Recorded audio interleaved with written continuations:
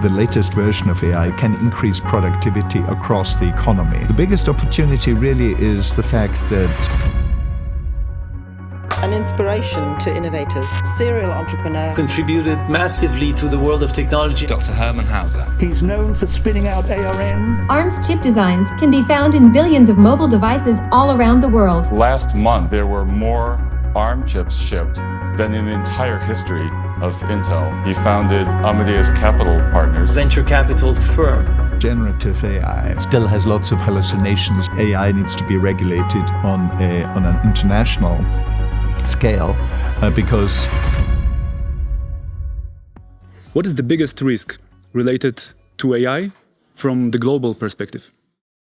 The biggest risk, as I often say, especially in Europe, is not taking enough risks. People often concentrate on the threats too much. One also has to look at the positive aspects of AI and find the right balance. I'm very much in favor of regulating AI, but AI needs to be regulated on an international scale because the AI legislation, for example, that's before the European Parliament, was drafted before the LLMs have been proven to be so successful. So if we produce and AI, one of the things that we already know about the LLMs in particular is that they are a very horizontal technology that has been trained on everything, and therefore it can be applied to pretty much anything. So it's the most horizontal technology that we've ever witnessed.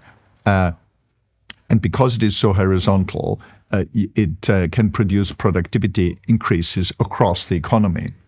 So it really is also the first technology that is a generalized productivity technology. And productivity, as all the economists know, is the only way of making us all better off. So if we deprive ourselves of that technology, and the US and China has it and use it extensively, it will put us at a great disadvantage. And if we persist with that, eventually make us technology vassals to the US or China. So it's very important that whatever regulation we have is an international regulation that includes most of the important countries in the world. What is the biggest opportunity? The biggest opportunity really is the fact that the latest version of AI, these large language models, can increase productivity across the economy. So we see productivity increases of around 30% in most of the applications that we look at. And in one application, which is a very central application, which is producing software, coding, programming, the productivity increase has been measured to be 70%. So it's really the most spectacular improvement in productivity of programmers that we've ever seen. What was your first experience with AI? Well, my first experience with AI was when I almost changed my PhD from physics to AI because there was a very mercurial academic from Texas at King's College, which is my college in Cambridge, who wanted to write a chess program. And this was the early excitement about AI, and this was in February one year, and we thought by October that year we will have a world chess champion that's an AI champion. Now, it took another 20 years for this to happen, but this was my first encounter with AI. I'm pleased to say I didn't change from physics to AI. I did finish my PhD in physics because soon thereafter we had the first AI winter, and of course now AI is having a time in the sun again.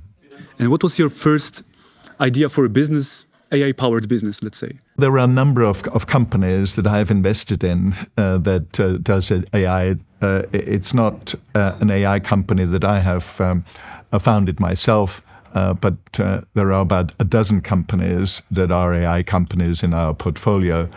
Probably one of the more interesting ones is PolyAI, which is an automatic answering system. People get very irritated by computer systems that answer your questions until you come across Poly AI, which does it so well that people are actually happy to talk to an AI pod because the quality of the AI responses have become so much better.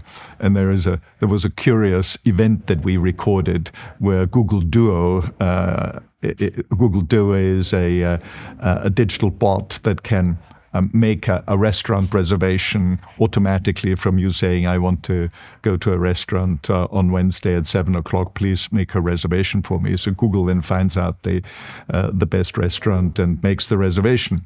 And that Google bot called up our bot, and the two bots talked to each other, and it actually worked. So they got the reservation. And Do people recognize that AI is speaking? Yes, people know that it's AI, and I think it's important that they know it's AI. How can we build AI-powered business in a responsible way? I think that's a very important point to make. One of the positive aspects of AI is that it might well be the technology that helps us reintroduce trust into our social fabric and trust with respect to companies. There's a lot of talk about the fake news and the negative aspects of AI, which of course is absolutely correct. But I've had a vision about 15 years ago of a ticker tape at the bottom of a TV screen where there's a little worm that goes up. And if it's up and green, it finds a lot of evidence that the person speaking has just been telling something that is correct. So a lot of evidence supporting what the person has said. If the worm is down near zero, then it finds a lot of evidence contradicting what the person has just said. And if there is no evidence for or no evidence against, then it's brown because it's bullshit. And this was 15 years ago. And a friend of mine who runs an AI company rings me up the other day and says, Hermann, what did you call this thing? And I had called it the evidence engine. And I said, why do you want to know? And he says, well, I think I'll be able to build one next year.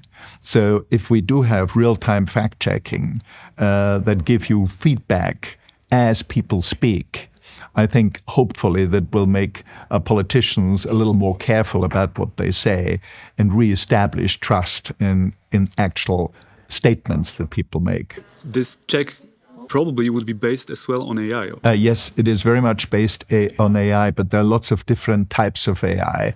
The large language models that we have at the moment, and generative AI, still has lots of hallucinations in them, things that it just gets wrong. A Williams company called Unlikely AI is one that isn't based on statistics but on reasoning. So it will be able to explain why it thinks that you're right or why it thinks that there isn't enough evidence of supporting what you've just said. AI skyrockets to infinity. How powerful it may become? Very powerful, and there's a very good book that Stuart Russell, who actually wrote the textbook that everybody uses in the world on machine learning and AI, is a professor in California, and he wrote a book called Human Compatible. And what the book is all about is saying, he says in the introduction, I don't know whether AIs will be more intelligent than humans, but let's just assume they will. And that is the starting point of the book, that he assumes that AIs will be more intelligent than humans in every respect, because in many respects, of course, they already are. the amount of money, the amount of knowledge that they have, the amount of mathematics that they can do, etc., etc. And the reason why it's called human compatible is the way to deal with AIs that are smarter than us is to make sure that they're compatible with us. It means that they share our values. There are always dystopian views about AIs taking over and killing us all and having a good time running the planet. So if we make sure that we have a continued presence and a continued good life, that's clearly desirable for us. Would be the speed of light a limit for AI? No. Do you think it becomes so powerful that it might meet the life-creating force at some point, or getting so very close to it that we'll be actually creating or maybe printing life? Yes, and we can do this already. The first completely artificial life form was done by Greg Venter. We didn't even need artificial intelligence for that. He created a new cell, a sort of minimalist cell, that has never existed before from scratch. And the reason why we can do this now is because we can synthesize DNA. And of course, life depends on the code, on the DNA code that produces the blueprint of what a cell should do, and we can now do this. Could you tell me, what is your productivity secret, if you have one? Do you have any kind of routine that helped you throughout the years to stay focused and productive? Well, I've been working on this all my life. This is a difficult question. I try to discipline myself on getting through my daily work at the end of the day and not put too much of the work off to the next days.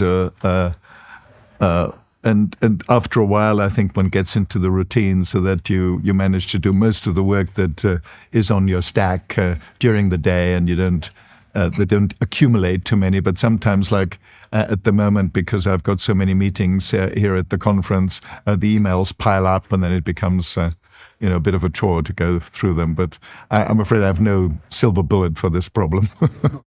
Thank you so much that you agreed to meet in person. Personally, believe that meeting in person and having a contact with another human being, non-digital contact, might become more and more important in the age of AI. This is just my belief, but would you agree with that? Well, it's an interesting question. I think it's becoming rarer because so many of the meetings that we have are now via Zoom, of course. I wouldn't want to give up the efficiency increase and the productivity increase that has resulted by the widespread use of Zoom. But although it is very effective, and I'm very glad it exists, it doesn't have the same quality of the meeting as a person-to-person meeting, because there are lots of clues that people get that are not just the face and the voice, but the body language, which doesn't come across on the Zoom call so well. The last question, and the answer I would ask you to write into this notebook. I will give you in a moment. And the question is, what is the biggest life advice you think it would be worth to share with someone you care about?